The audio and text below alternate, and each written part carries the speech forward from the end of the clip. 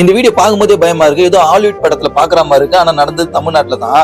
ரோட்ல போனா வெட்டுறானுங்க, ட்ரெயின்ல போனா வெட்டுறானுங்க. இப்போ நடு ரோட்ல ஒரு விவசாயி நடந்து போயிட்டு இருக்கும்போது பெட்ரோல் ஊத்தி கொளுத்துறானுங்க நைட்டு. இதை பார்த்து வீடியோ எடுக்க முடியுது. அந்த தீயை அணைக்க முடியல. அவர் கிராஸ் பண்ணி நிறைய வண்டிங்க போது அவர் நேரடியா அவர் நடந்து வரும்போது வீடியோ எடுத்து நின்று பார்த்துட்டு இருக்கானுங்க. அதை அணைக்கிறதுக்கு துப்பு இல்ல. தமிழ்நாட்டுல மனிதாபிமானமே இல்ல, அழிஞ்சிச்சு. அது எப்பவே அழிஞ்சு போச்சு. இப்ப இந்த தப்பு பண்ணவனை பிடிச்சி ஜெயிலில் அடைச்சி ரிட்டர்ன் அவன் வரதுக்குள்ள இதே போல சம்பவங்கள் தொடர்ந்து நடந்துட்டே தான் இருக்கும்.